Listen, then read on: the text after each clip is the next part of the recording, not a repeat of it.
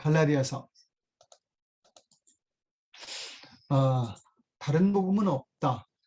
물론 이 말에 잘 주목하시지만 이 말을 잘 해석해야 합니다.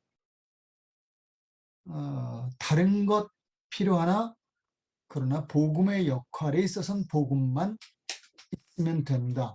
그런 말이겠습니다. 갈라디아서 주제를 많은 신학자들이나 많은 성경 해석하는 분들이 다른 복음은 없다라고 말합니다만 사실은 저는 좀 다른 말로도 가고 싶습니다. 이걸로 충분하다라고도 말씀드릴 수 있겠습니다. 갈라디아서는 갈라디아 교회에 보낸 편지입니다. 맞지요? 예, 틀렸습니다. 갈라디아 지역에 있는 교회들에게 보낸 편지입니다. 딱 갈라디아 교회라는 게 있지는 않고요. 아마 있을 수도 있었겠죠. 하지만 갈라디아는 큰 도시입니다. 그 안에 안디옥, 더베, 그리고 또 루스트라, 이고니온 뭐 이런 지역에 바울이 1차 전도 여행 때 돌아다니며 교회를 세웁니다. 그래 그 갈라디아라는 지역 안에 있는 교회들에게 바울이 보낸 편지고요. 우리 그런 말 하잖아요. 뭐 어디 출신, 어느 지역, 거기 어떤 문화가 있는 거거든요. 그래서 한 교회만 그런 게 아니라 그런 지역엔 여러 교회가 있으나 비슷한 문제들이 있었지요. 지금도 비슷하지요. 서울 지역에 있는 교회들이 가지고 있는 문제와 선교 지역에 있는 교회들이 가지고 있는 문제, 미국에 있는 한인 교회들이 가지고 있는 문제, 각각 다르지요. 문화입니다. 그래 갈라디아 지역에 비슷한 일들이 많았던 것 같은데 한 4개의 교회를 세우셨다 하는데 이 세운 이후에 1차 때 세우고 2차 때 돌아보고 3차쯤에 이 교회들의 문제가 발생한 것을 발견하게 됩니다. 전에 들은 거죠. 그 중에서도 좀 바울을 깎아내리고 또 깎아내리려는 이유가 다른 걸 더 강조하려고 했는데 그게 그냥 인격적으로 바울을 깎아내린 정도가 아니라 바울이 전한 것 가지고는 안 된다. 좀 그가 잘못 전한 것도 있다. 새로운 것이 우리에게 필요한데 그것은 옛날 거다. 무슨 얘기인지 아시죠? 우리가 바울이 버리라고 했다는 거 그거 버리면 안 돼. 옛 것이 좋은 거야. 그래서 갈라디아 교회들의 그런 움직임들과 그런 문화들이 형성되는 거죠. 그래 바울이 3차 여행쯤에 어딘가를 가다가 55년에서 57년쯤인 것 같은데 이 갈라디아 교회들에게 편지를 쓰게 됩니다. 그게 이 갈라디아서고요. 바울이 되게 자존심이 강하고 되게 성질이 있는 사람이었거든요. 그래서 그 사람은 자기를 뭐라 그러면 되게 화를 냈던 사람인데 갈라디아서에만 감사나 뭐 평안에 대한 말이 아주 적습니다. 그래서 갈라디아서를 혹자는 바울이 화내면서 쓴 서신이다 이렇게 표현도 합니다. 화가 난 김에 쓴 책 뭐 이런 표현도 갈라디아서가 듣는 표현이죠. 뭐 꼭 그랬겠습니까? 그런데 상당히 좀 공격적인 그러한 글들로 갈라디아서를 썼고요. 또 갈라디아 교회에 보낸 편지에는 아주 좋은 지적인데 이렇게 돌려서 하거나 시적으로 하기보다 그냥 확 찍어서 하는 그런 표현들이 갈라디아서의 표현들이라고 보시면 되겠습니다. 한글로 번역할 때는 그냥 거기서 거기 같지만 원문이나 뭐 헬라어, 뭐 히브리어 등등으로 보면 뭐 차이를 느낄 수 있거든요. 저희가 외국어를 보면서 해석하기 바쁘나 사실은 네이티브들은 그 말 갖고 저게 이런 의미에서 이런 마음으로 쓴 표현이야. 이걸 발견하듯이 저희는 한글로서 발견하기 힘든 것들을 언어에서 좀 발견할 수 있죠. 바로 이 갈라디아 교회 지역에 있는 교회들에게 그러한 이유로 인해서 쓴 책이 갈라디아서입니다. 갈라디아서 아마도 이게 그 바울 서신 중에 제일 처음 쓰여진 책이 아닐까라고 유추합니다. 그리고 화가 나서 쓴 것 같.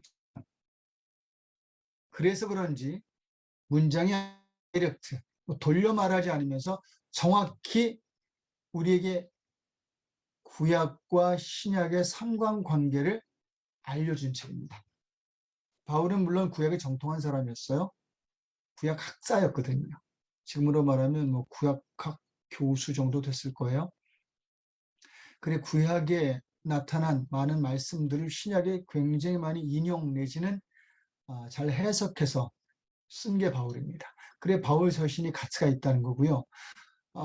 구약의 서신들 중에 상당수는 하나님의 계시를 받아 다이렉트로 쓴 책들이라면 바울 서신은 그 구약을 충분히 안 바울이 그것을 상황에 따라 요샌말로 말하면 요샌말로 다시 쓴 겁니다.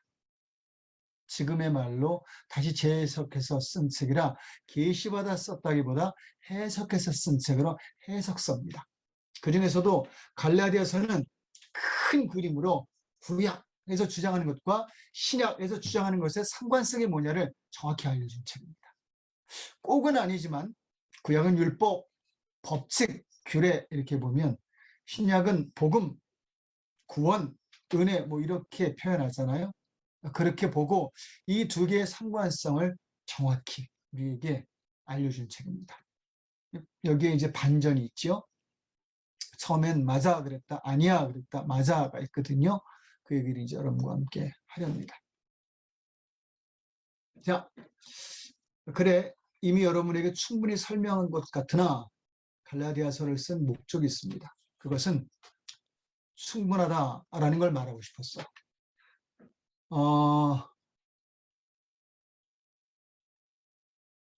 갈라디아 교회를 돌아다니며 바울에 대적하고 대항하면서 그가 전한 것 중에 잘못된 게 있어. 그가 전한 것에 요거 빼라 그랬는데 요거 더 해야 돼. 뭐 이런 이야기들을 뒤집어서 말하면서 야 바울의 말로는 불충분해. 즉 바울이 전한 복음만 가지고는 안 돼. 라고 말하는 사람들에 의해서 현혹된 갈라디아 교회, 흔들리는 갈라디아 교회에게 아니야. 내가 말한 걸로 충분해. 라고 말한 책이 이 책입니다. 그리고 지금도 우리에게 그걸로 충분해. 라고 말하는데 그중 아주 핵심으로 딱 집은 게 구원이었습니다. 구원은 우리에게 되게 중요한 교리며 또한 되게 중요한 실제 상황 아닙니까? 구원 받아야 되는 건데 되게 복잡한 걸로 구원이 필요해라고 말했지만 바울은 아니야 간단히 받을 수 있어. 이게 갈라디아서의 핵심 주제입니다. 그래 십자가로 충분해, 복음으로 충분해. 이게 바울의 주장이었죠. 와 함께 갈라디아 교회를 조금 혼란에 빠뜨렸던, 좀 헛갈리게 했던 율법과 구원의 상관성을 정확히 밝히는 게 이 책의 목적이었습니다. 이 책이 있어서 저는 이 책 때문에 제가 제 신앙의 중요한 공식을 발견할 수 있었죠. 그리고 지금도 이 책에서 발견한 대로 제가 목회를 이끌어 가려 하고요. 가르치고 있습니다. 구원과 율법의 관계와 상관성을 놓고 구원은 뭐냐? 율법은 뭐냐? 구원과 율법은 어떤 관계가 있냐? 상관이 있는 거냐? 필요 없는 거냐? 필요하다면 언제 필요한 거냐? 필요 없다면 언제 필요 없다는 거냐를 제자 훈련을 통해 가르치거나 혹은 설교를 통해서도 이 정신이 커다란 그림이 되어서 전하고 있죠. 아마 저희 교회와 함께 하시는 분들은 이게 어떤 그 틀인지 흐름인지 단박에 이미 아셨을 거라고 봅니다. 그걸 좀 더 이제 갈라디아서를 보면서 설명하도록 하죠. 갈라디아서는 제가 1장, 2장 뭐 이렇게 나누지 않고요. 전체적으로 좀 이렇게 나눴습니다. 갈라디아서는 좀 크게 나눠진 부분이 있으나 좀 쉽게 여러분들이 아시도록 이렇게 구분을 해봤습니다. 먼저 바울이 자신이 전한 복음의 정통성을 주장합니다. 이거면 돼. 이거면 충분해 라는 말을 한 거죠. 그 십자가 복음이었습니다. 예수님의 죽음으로 구원이 가능해, 그 말을 한 거죠. 그런데 그가 그렇게 말한 이유가 있었습니다. 그 이유를 이제 바울이 한 번 더 써요. 너희 안에 이걸로 불충분하니 이 구원 플러스 뭔가를 더해야 진짜 구원을 받는다고 말하는 거, 그거 아닌데 내가 그 사람들 때문에 이걸 쓰는 거야 라고 바울이 자기가 자기 복음의 정통성을 밝히는 이유를 설명합니다. 그럼 여기까지 이제 싸움이 됐잖아요. 이렇게 부딪히는 설전이 됐단 말이죠. 바울이 여기서 멈추지가 않아요. 한 단계 더 나갑니다. 그러면 그들이 말하는 율법은 진짜 필요 없는 건가? 이 설명을 해줍니다. 이것에 답을 하지요. 그리고 마지막으로 그리스도인에게 있어서 구원받은 그리스도인과 율법의 상관관계를 도전하면서, 그럼 구원만 받으면 율법은 뭐 필요도 없어? 그냥 막 살면 돼? 이 질문을 던지면서 결국 아니야 라고 답하면서 정말 아름답게 그 교회의 구약과 신약, 구원과 율법의 상관관계를 딱 정리해 줍니다. 그리고 마지막으로 니들의 힘으로 못 올 거야. 성령이 도울 거야. 성령으로 너희가 그것을 알고 또 너희 삶이 바뀌어야 되겠지? 라고 결국은 이 두 가지로 말미암아 수고하는 인격적 변화를 우리에게 딱 찝어주고 있지요. 자, 이 책의 이러한 커다란 구성을 놓고 좀 자세히 들여다보도록 하겠습니다. 첫 번째입니다. 바울이 자기가 전한 복음의 정통성을 주장합니다. 먼저 1장 7절에 그렇게 말합니다. 다른 복음은 필요 없어. 이렇게 말해요. 필요 없어. 내가 전한 복음이면 돼. 라고 말합니다. 여기에 이제 이것의 정통성을 주장하기 위해서 바울이 자기를 내세워요. 그리고 지난번 성경처럼 약한 자기 자랑을 합니다. 그리고 첫 번째가 갈라디아서 1장 12절에 나는 예수 그리스도의 계시로 복음을 받았어 라고 말합니다. 이건 그가 만난 다메섹 도상에서의 예수님과 그런 이후에 2년 동안 누군가에게 가서 케어를 받으면서 신앙훈련을 받거든요. 그때 경험했던 말씀들과 깨달았던 말씀들을 의미한다고 봅니다. 내가 제대로 받았어. 그 얘기를 하는 거야. 나는 정통해. 그런 거죠. 그리고 2장 9절에 이렇게 말합니다. 다른 사도들도 나를 인정했거든. 이렇게 말해요. 이런 사람 보면 약간은 좀 재수가 없는 건데 뭘 저렇게 자기가 정통하다고 이야기하나. 그런데 이 사람은 그 정통성을 복음을 위해서 자기가 주장하는 게 너무 중요한 거다, 맞는 거다라는 걸 말하기 위해서 그 서신서에 여러 군데 밝힙니다. 난 정통해. 그래서 특히 그는 비주류라는 표현을 되게 싫어했어요. 나는 주류에 속해. 나는 그 라인이야. 그게 사도예요. 사도가 예수님 다음으로 바로 예수님 이어가던 사람이고 예수님과 가장 가까웠던 사람, 예수님의 뜻을 또 받드는 사람, 그분을 보고 함께한 사람들이잖아요. 얼마나 확실해요. 그분과 함께 3년 살았으면 뭐 그런다고 다 아는 건 아니지만 누구보다도 정통성 있는 사람들 아닙니까? 그러니까 사도 바울은 그렇게 따라다닌 적이 없어요. 다음 서신서에 고백하지만 나는 그들을 몹시 열심으로 핍박했던 사람이다. 이렇게 말하거든요. 그러니까 핍박했던 사람이고 그 이전엔 구약에 정통했던 사람이지 이 사람 그렇게 사도가 아니었는데도 사도라고 그렇게 우겨요. 그렇게 정통하다 말합니다. 심지어 이곳에서는 다 날 인정했어라고 말하는데 이게 진짜인지 모르겠어요. 베드로하고도 되게 싸우거든요. 여튼 그럴 정도로 이 사람이 정통성을 주장합니다. 그리고 좀 나가면 베드로의 위선도 좀 비판해요. 야, 저 사람이 오히려 더 문제가 있어. 난 아니야. 이렇게까지 말하면서 약간은 좀 치사하게 자기의 정통성을 더 드러냅니다. 제일 비겁한 거거든요. 내가 훨씬 나아가 아니라 저놈이 나보다 못해. 그걸로 내가 좀 낫잖아를 말하는 방식인데 이거 쓰면 안 되는 건데 갈라디아 교회에게 이 정도까지 쓸 이유가 있었나를 보여주는 부분입니다. 그가 누구를 깎아내리는 게 아니고요. 자기 깎아내리는 거 그렇게 싫어하면서 자기가 남 깎아내리면 되겠습니까? 근데 베드로가 좀 이런 행동을 하긴 했어요. 뭐 유대인들이 왔다 갔다 하니까 그걸로 자기가 사람과 밥 먹다가 도망가고 뭐 이런 일이 있었거든요. 이거 놓고 좀 비난을 받았지요. 베드로 특히 바울에게 뭐 이런 거 저런 것 때문에 크게 싸웠던 것도 같고요. 어떤 뭐 분들은 둘이 주먹 싸움으로 싸웠을 거다라고까지 얘기를 해요. 여튼 그랬을 수 있는 사람입니다. 둘 다 불같은 사람이거든요. 부딪히면 어마어마하게 부딪혔을 것 같은데 여튼 이렇게 자기의 정통성을 주장하는데 이 정통성을 주장하는 이유가 있었습니다. 내가 전한 복음 그거면 되는데 이런 변증한 이유가 있는데 이 뒤에 배경 그림을 한번 눈에 이렇게 익혀 놓으시죠.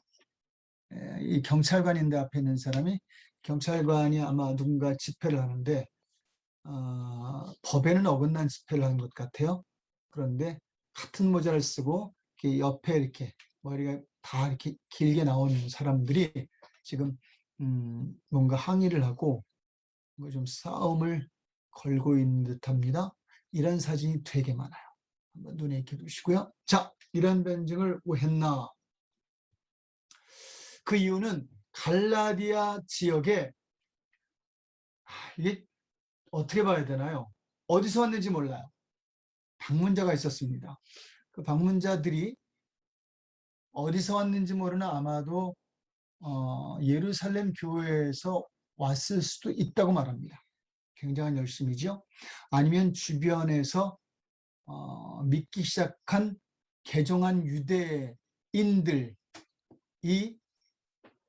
갈라디아 교회 지역을 돌아다녔을 거라고도 말합니다. 여튼 뭐 둘 다 뭔가 역사적 사명을 갖고 갈라디아 교회로 파송이 됐든 자발적으로 갔든 아주 선교사적인 마인드로 사명 갖고 간 거야. 그들을 유대주의자라고 불렀거든요. 그런데 그들의 가르침과 주장의 문제였어요. 잠깐 유대주의자가 어떤 자인가 한번 봤으면 좋겠는데. 자, 여러분 유대주의자가 혹시 누군지 아십니까? 유대주의자 그러면 어떤 생각이 드세요? 대답하실 분 있으면 답하셔도 좋고요. 어제 그 선교사님들과 모임을 했는데 좀 답해 보십시오 그랬더니 정말 답을 잘 안 하시더군요. 이 줌 모임이 좀 그런 것 같습니다. 그래서 제가 그 선교사님들 중에 나이 어린 선교사님들에게 내가 선교사님 몇 분보다는 더 기수두이고 나이두인 것 같은데 질문하면 답 좀 하시죠. 이렇게 농담해 가면서 답을 들었는데 뭐 여러분 유대주의자가 어떤 자인가요? 율법을 중시하는 자. 또요?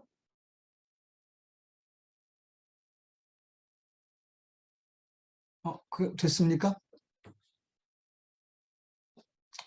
뭐 옛날로 말하면 예,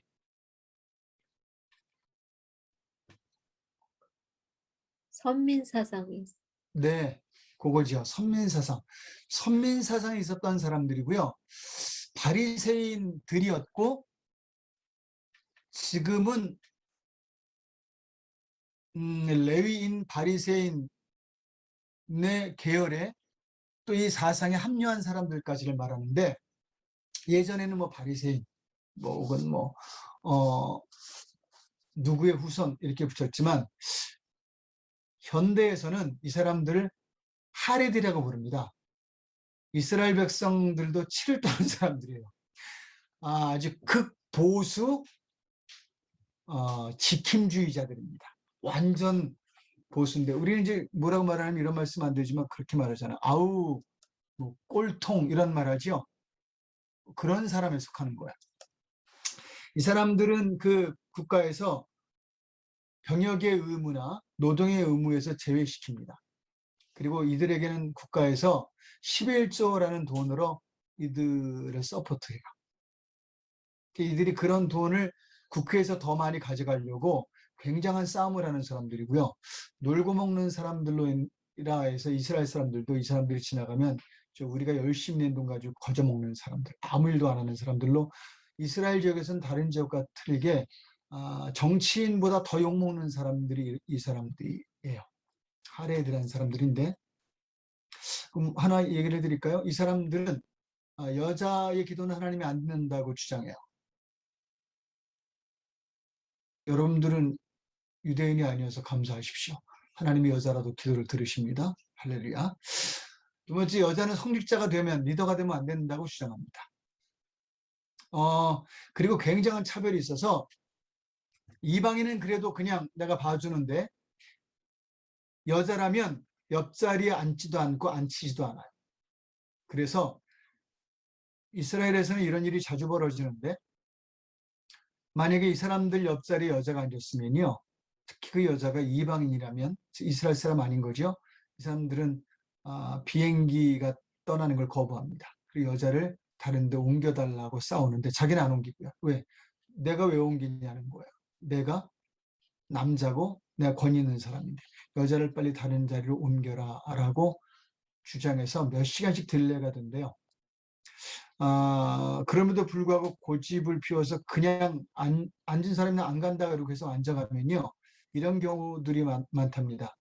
한 11시간, 12시간 걸리는 그 비행기 거리 동안에 옆에 서서 입석하러 가시는데요, 이분들이. 입석으로 가면서 11시간 동안 기도를 한다든지 신에게, 왜냐면 이방 여자가 옆에 있으니까 이렇게 자기가 좀 부정해졌다라는 걸로 그곳에서 먹지도 않고 기도한답니다. 대단하지 않아요? 이 사람들을 구약에서는 누룩 같다, 독사라식 같다 그렇게 말했는데, 특별히 이 사람들이요, 이 사람들만을 위해서 주문 제작해서 만든 안경이 그래서 생겼습니다. 그 안경은요, 찾아봤는데 어떻게 제가 찾을 수가 없었는데, 눈을 흐리게 해서 도수를 바꾸거나 혹은 뿌연 색깔을 칠해서 안 보이게 하는 안경이에요. 그래서 혹시 옆에 이방 여자가 앉았다 그랬을 때 그 여자를 쳐다봐도 잘 안 보이게 그 안경을 쓰면 앉아서 같이 간답니다. 웃기지 않아요? 예. 이 사람들에 대한 평가 중에 최고의 평가는 천국문을 막고 서 있는 자였습니다. 자, 이제 이런 사람들이 유대주의자의 선조였어요. 이 사람들은 그때나 지금이나 똑같이 그렇게 자기가 주장하는 것들로 모임을 흐트립니다. 그들의 주장이 있었습니다. 세 가지였는데, 먼저 갈라디아서 4장에 날, 달, 절기, 해를 지켜야 한다. 두 번째, 6장 12절 억지로라도 할례를 받아야 한다. 그래야 된다. 5장 4절에 율법 안에서만 의롭게 된다. 여기는 구원을 포함해요. 자, 여러분이 세 가지가 중요한가요? 중요하지 않은가요? 자, 이 세 가지가 여러분 신앙에 필요한가요? 안 한가요? 필요하다, 필요하지 않다? 필요하지 않다. 않다. 예. 주일 지키는 거, 수요예배 지키는 거, 부활절 지키는 거, 예. 필요할 수도 있고 필요 안 할 수도 있으나, 할례 어떻습니까? 지금 저희들에겐 별로 필요 없는 거나 의미는 필요하죠. 율법, 의롭게 됨에 필요한가 안 하는가? 자, 이 세 가지를 주장하는데, 이 유대주의자들이 주장할 때 답은요, 다 성경에 있는 거예요. 구약에 있는 거지요. 그걸 그대로 끄집어 와서 적용한 겁니다. 그런데 이것을 어떻게 적용했냐면, 이렇게 해야 그리스도인이다, 이렇게 해야 구원받는다, 이렇게 해야 천국 간다, 이렇게 하지 않으면 안 된다라는 거였어요. 기독교는요, 이렇게 해야 된다가 기독교예요. 잘 들으셔야 합니다. 이렇게 하면 안 돼도 기독교이지만 기독교 핵심은 이렇게 하면 된다예요. 되는 걸 말하는 게 기독교의 정신이에요. 안 되는 걸 말하면 한도 끝도 없습니다. 되는 걸 말해야죠. 이들의 문제는 그게 있었고요. 또 하나는 이들이 말하는 건요, 형식적인 게 너무 중요한 거예요. 이 형식은 그 의미가 회복되거나 의미가 있으면 필요 없는 것들이에요. 그런데 그걸 넘어서서 그것도 없다 이렇게 주장해 버리는 거죠. 여러분 주일날 나와 11시는 아니나 뭐 11시, 2시 예배 좋습니다. 꼭 나와야 되지요? 네. 예. 자, 질문합니다. 주일날 안 나오면 지옥 가지요? 아니요. 아멘. 아니요의 아멘입니다. 예. 무슨 얘기인 줄 아시겠죠? 그런데 이렇게 말하는 겁니다. 주일날 안 나오면 안식일 지키지 않으면 지옥 가. 이것을 가리키는 거야. 그러면서 바울이 말한 의미적인 그런 적용 아닌 거야. 너희도 이렇게 나가다가는 신앙 잘못 가. 그것도 맞는 말일 수 있어요. 좀 규율과 조직이 필요하거든요.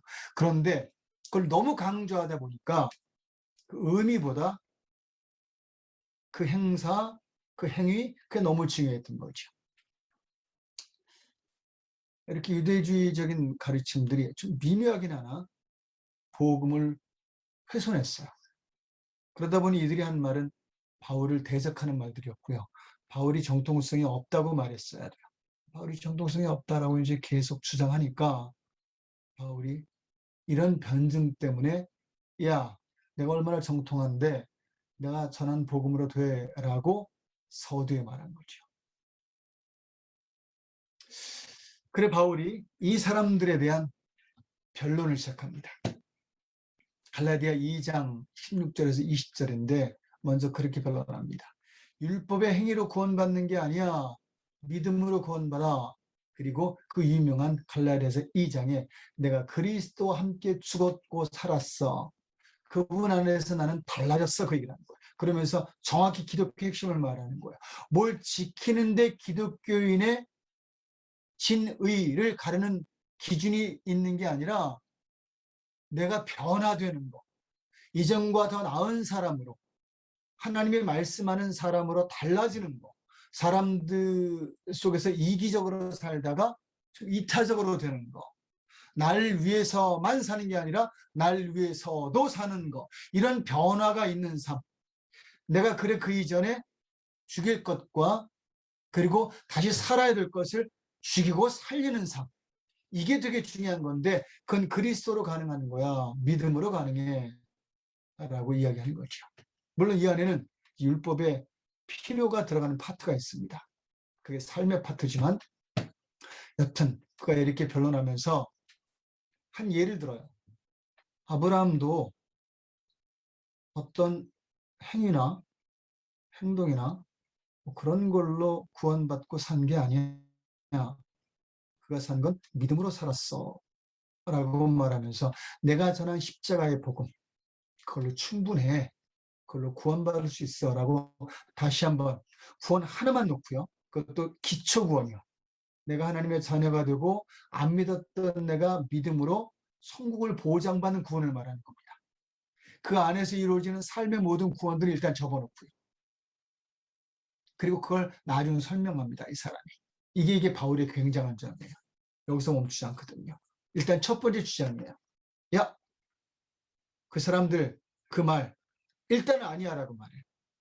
뒤에는 조금 이제 반전이 있습니다. 정확하게. 그러나 일단 기초 구원을 위해선 믿음만 있으면 돼라고 말하면서 그들이 흔들리는 구원론에 대해 정립을 해줍니다. 여러분, 이 기초 구원, 1차원적 구원이라고 말하는데 천국을 보장받을 수 있는 이 구원, 그리스도인으로서의 시작인 이 구원은 믿음으로 가능합니다. 쉽지요? 이건 되게 쉬운 겁니다. 어떤 분이 가끔 저에게 뭐 여러분이 그렇지만 말씀하세요. 뭐 꼭 다른 데도 구원이 있지 않겠습니까? 라고 말하는데 저는 그런데 구원이 있을 수 없는 게 구원해 줄 수 있는 분은 우리에게 오신 그래서 우리를 위해서 길을 만들어 주시기 위해 대가를 지불하신 예수님밖에 없거든요. 그러니까 우리 빚 갚아주신 생명의 빚을 갚아주신 분이 예수님밖에 없어요. 그분만이 디절브해요. 구원할 수 있는 자격이 있지요. 그런 의미에서 예수님이라고 설명드리고요. 자, 아브라함도 믿음으로 살았어 라고 설명을 합니다. 그 바울이요, 여기에 조금 좀 심한 말을 하는데, 이게 이제 그 뭡니까? 우리가 이제 뭐 누구에게 뭐 설명하다 보면 좀 과한 설명 있잖아요. 아까 그 첫 번째 설명처럼요. 사도들이나 다 인정했어. 뭐 이런 것처럼. 그것도 아닌데, 그리고 바로 베드로를 이렇게 딱 찍잖아요. 인정 다 못 받은 건데. 그것처럼 과한 표현들이 있어요. 갈라디아서의 갈라디아 교회가 얼마나 이런 부분에 흔들렸으면, 또 그들의 그 주장들이 바울이 얼마나 마음에 걸렸으면 이런 표현까지 합니다.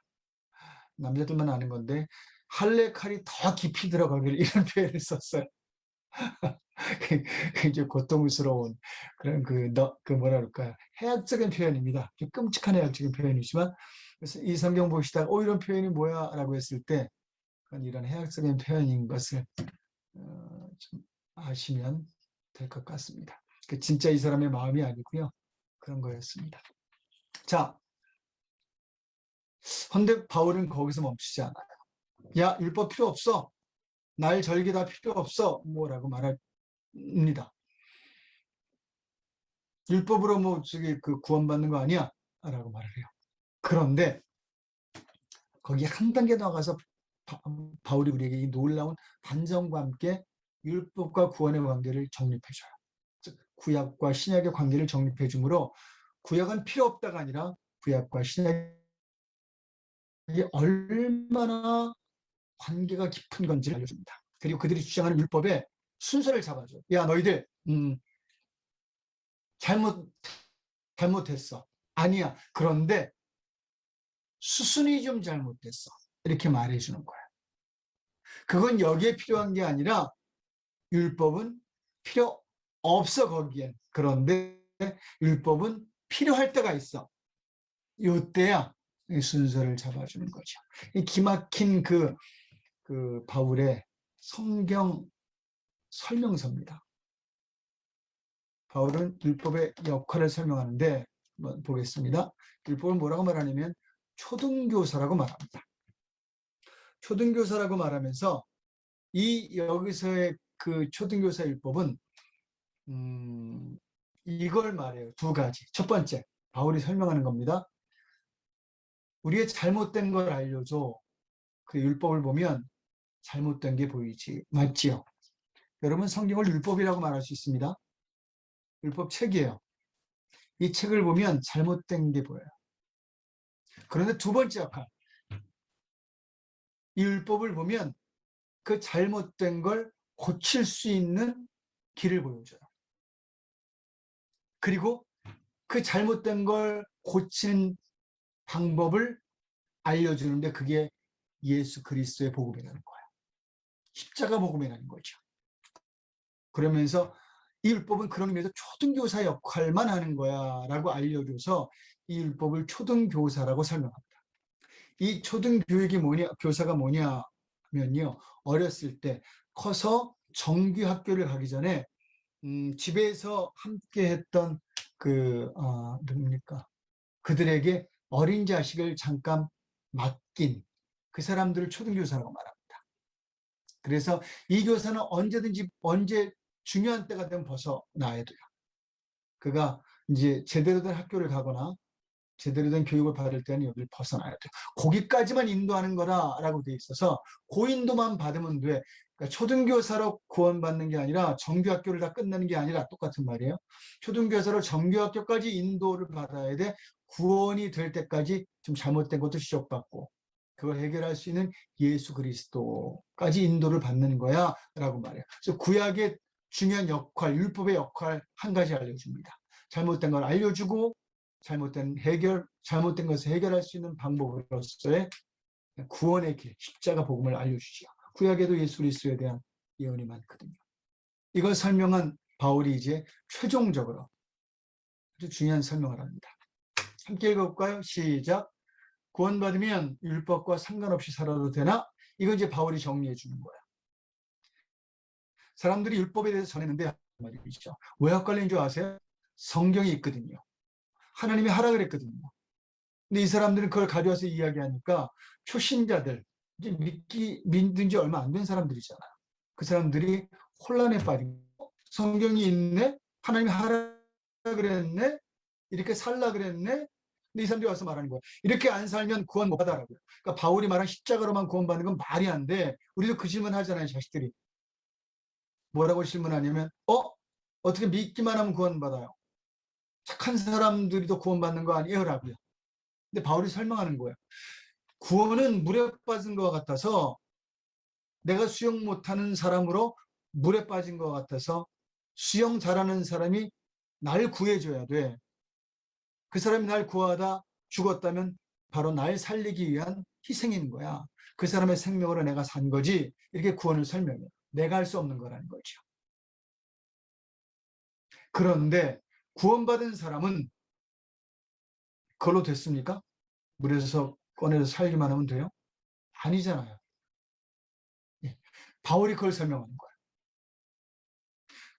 율법의 두 번째 역할이 있다. 하나는 예수 그리스도께로 너를 인도해서 속의 구원을 받게 하나, 구원받았다면 이제 그들이 주장하는 이렇게 살아라 저렇게 살아라라고 말하는 율법의 두 번째 중요한 부분, 삶에 대한 부분이 이제 시작되어야 한다라는 걸 알려주는 거예요. 수순이 여기라는 거예요. 그걸 구원에 갖다 붙일 게 아니라 구원은 예수님이 해주셨고 너의 삶에 갖다 붙여야 한다는 거죠. 구원받은 이후의 삶에 율법을 갖다 붙여야 한다는 거죠. 그래, 구원받은 사람은 사실은 율법을 근거해서 살아야 된다는 거죠. 이게 신약과 구약을 정리해 준 거예요. 거기에 나와 있는 제가 만들 수밖에 없었던 그 공식입니다. 구원에서 율법이 빠져요. 율법 없이 구원됩니다. 믿으면 돼요. 그런데 그 구원을 받고 나면 율법대로 살아야 돼요. 이게 바울이 갈라디아 교회들에게 가르쳐준 수학 공식입니다. 여러분, 구원은 예수를 믿으면 받습니다. 그런데 구원받은 사람이 그냥 살아도 됩니까? 막 살아도 됩니까? 그래도 구원받습니까? 끝내? 아니요. 율법대로 살아야 결국 구원이 완성이 돼요. 막 살아도 구원받는다가 누구 주장인 줄 아세요? 혹시 여러분? 그렇게 주장하는 공동체가 있습니다. 혹시 아시나요? 아실 텐데. 여기 그 애틀란타에도 그 교회가 있습니다. 말씀하셨는데 아마 뮤트 하셔서 안 들릴 수 있습니다. 구원파입니다. 구원파가 그걸 말해요. 그냥 믿으면 구원받는데 똑같아요, 우리가. 율법도 필요 없어. 똑같아요. 거기에 사람들이 넘어가요. 그런데 거기는 한 단계 더 넘어가요. 구원 마이너스 율법 이꼬르 구원이에요. 율법 필요 없어요. 막 살아도 돼요. 왜냐하면 구원받았기 때문에 그걸로 끝났다는 거야. 예수님만 알면 된다는 거야. 여러분, 질문입니다. 구약의 성경을 쓰고 읽게 한 백성들은 누굽니까? 1. 하나님을 알았던 이스라엘. 2. 하나님을 몰랐던 이방인. 답이 뭐지요? 손가락으로 표시해 볼까요? 1번, 2번. 하나님을 알았던 이스라엘. 2번. 하나님 몰랐던 이방인. 답들을 안 하세요. 답 시작. 컨닝이라도 하시죠. 손가락을 안 드세요. 예, 1번입니다. 알았던 사람들인데 그들의 구원이 없잖아요. 망하잖아요. 이 땅에서 나라를 망하게까지 했는데 하나님이 그 영혼을 어떻게 구원하겠어요. 그죠? 상관성이 있단 말이죠. 그 구원파. 그런데 여러분, 어느 게 더 마음에 드세요? 구원받고 막 살아도 된다와 구원받고 제대로 살아야 된다와? 저도 1번이 마음에 드네요. 그래, 거기에 넘어가는 거야. 얼마나 자유로워요. 매번 그냥 자유롭잖아요. 아닙니다. 바울이 정확히 갈라디아 교회들에게 설명합니다. 율법 아니야 구원에는. 그런데 율법 구원받는다면 필요해. 이게 수순의 문제였어. 뒤로 놓으면 돼 라고 알려준 거죠. 그래, 바울이 이렇게 갈라디아서 후반부를 정리합니다. 옛사람이 구원받아야 돼. 그리고 마음의 변화를 얻어 의로운 삶을 살아가는 변화된 삶을 살아야 돼.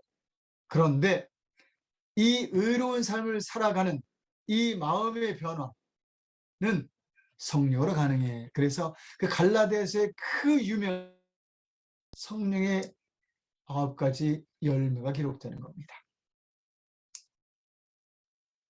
자, 여러분 볼까요? 이제 마지막 질문입니다. 성령의 열매라는 그 인격은 누구의 인격인가요? 하나님의 인격. 하나님의 인격입니다. 그런데 왜 우리 안에 그 인격이 이루어져야 할까요? 성령이 도와서 이것을 이루는 일을 해주신답니다. 왜 그럴까요? 우리가 하나님. 예, 우리가 제가 하나님을 예, 하나님을 닮았다는 게 하나님처럼 되어야 되는 거잖아요. 되어야 되는 거잖아요. 우리 안에는 당연히 이루어져야 될 마인드예요. 이게 세계관입니다. 여러분, 마음 따라 삶이 가잖아요. 마음 따라 말도 가고요. 생각이잖아요, 그게. 어떤 마음과 세계관을 가져야 어떤 삶을 사는가가 결정되는 겁니다. 그래서 잠언서의 생각이 그러한즉 위인이 그러다 그랬어요. 그래서 성령으로 그런 마음을 가져라라는 건 마음만 가져라가 아니라 갈라디아에서 그 뒤에 이르기를 의로운 삶을 살 수 있게끔 미리 그 마음, 하나님의 마음을 가져야 한다라고 우리에게 알려줍니다. 그리고 그런 마음이 있을 때 진짜 구원받은 사람이 제대로 주의 뜻대로 살아가는 사람이 되고, 이게 진짜 하나님이 우리에게 말씀한 이상한 율법주의자가 아니라 진짜 구원받은 율법 준수자가 되는 겁니다. 오늘 갈라디아서를 놓고 함께 기도했으면 좋겠습니다.